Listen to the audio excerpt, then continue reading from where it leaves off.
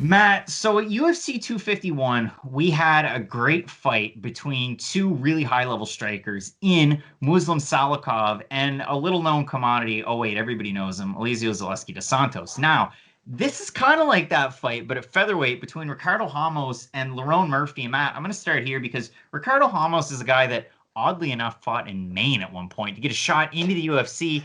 He has the one loss to Syed Nurmagomedov, who looks absolutely amazing. But the wins are telling.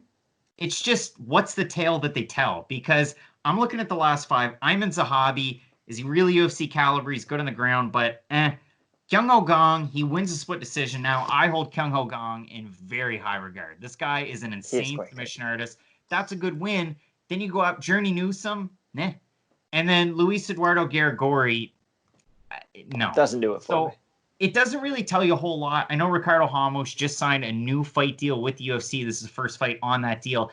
He's taken on Lerone Murphy, a guy that maybe people didn't recognize him before he made the walk to the octagon against Zubair Tukhugov back at UFC 242. If you didn't know him then, you definitely know him now. Oh, yeah. Very close fight. I scored at 29-28 for Tukhugov, although it ended up a split draw. One of the judges scored the first round of 10-8 for Tukhugov, resulting in that 29-28, the 29-28, and the 28-28 down the middle. Great striking, really good in the scrambles is Lerone Murphy. He throws a nice double jab, which is something that I wish we saw more of in MMA. His combinations are good, and he's really sneaky when he's off his back. You saw that against Tukhugov. He'll go for that arm-in guillotine. He does a lot of things that you don't see very often from a good striker.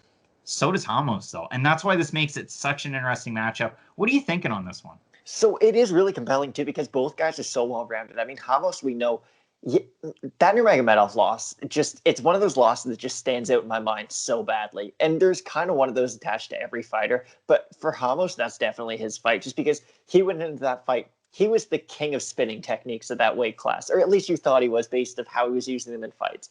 And then to have that happen to him, it was just really upsetting. And like you said, his wins are telling, but so are his losses. And there's a lot of guys in the UFC like this where you look through the rank, or you look through the record and you see, okay, they lost to three guys who are now in the top 10, but everyone who they beat is no longer in the UFC. Mickey Gall, we just broke down his fight with Mike Perry, and he's very much one of those cases. The guys who have beat him are still in the UFC, and the guys who he's beat are no longer. And Ramos has kind of become one of those situations.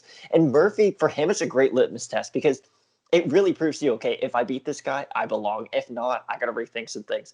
And he's still young in his career, only 8-0-1. You know that even if he loses to a guy like Ramos, it's going to teach him a lot going forward. And like you said, with the scrambles and the grappling, I think if this goes to the ground, it's actually a lot more fun of a fight than if it's on the feet, just because both guys are so good at scrambling and both guys aren't afraid to attack different submissions to give up the position to go for. So if you like grappling, I think this could be a really fun fight. I kind of favor Ramos in some of those grappling exchanges. I just think the scramble ability and the slightly superior wrestling of Murphy is going to be able to play off in the end. So this is the thing. I mean, a lot of fans, if you look over on Tapology, there's only a limited sample size so far of 340 votes, 72% going with Ramos to get the win. If you'll remember, Murphy, when he took on Tukhugov, was a big underdog. He was a 3-1 underdog in that fight. And if you look over at the odds in this one, they favor Ramos. He's almost a 2-1 favorite. Murphy somewhere around a plus 150. That might surprise people. I know Ramos has had, the longer stretch in the UFC. Of course, he has an incredible winning record so far in the UFC. Murphy, you can learn a lot out of regional fights with Murphy, but it's that first test of, oh, by the way, Zubair Tukhugov. And I know he had a really long layoff. He was supposed to fight the greatest of all time, Artem Lobov in Moncton. That one fell through. Would have been a But banger. that was a really good fight for Lerone Murphy. And for a lot of different reasons, I think he's going to be able to edge out a win here. I think he's going to be able to get the decision win in this one. I know a lot of people are predicting for Murphy decision, 52%. 38% by knockout over on Tapology out of that limited sample size. I always have fun going to those numbers, just kind of seeing what the fans, the hardcores are thinking.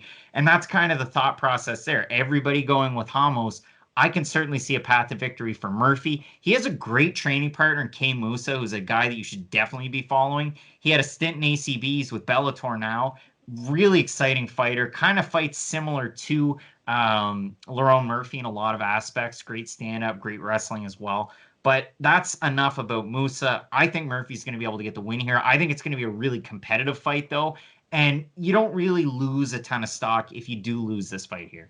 No, and I agree 100%. I do think this is a more important fight to win for Ramos, though, and that's who I'm going to pick in this fight, just because I think when the fight does hit the mat, he's going to have enough of an advantage to at least look dominant in a lot of positions. And like you said, Murphy's really dangerous off of his back, so I think in a lot of these positions, he might be getting the better of, but to the judges, Ramos might be on top, so they might give him those rounds. That's something I'm not concerned about, but that is how I think the fight might go, so I'm going to pick Ramos by decision.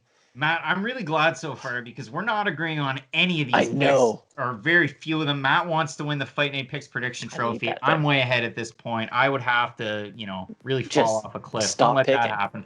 I'm going with Murphy. You're going with Ramos, Matt. I'm really looking forward to this card. So many fights that are going to fly under the radar. Oh, yeah. But you're not going to want to miss our main event prediction between Calvin Kattar and Dan Ige. Keep it locked in with Fight Night Picks, Matt. And as we always say, let's get into it.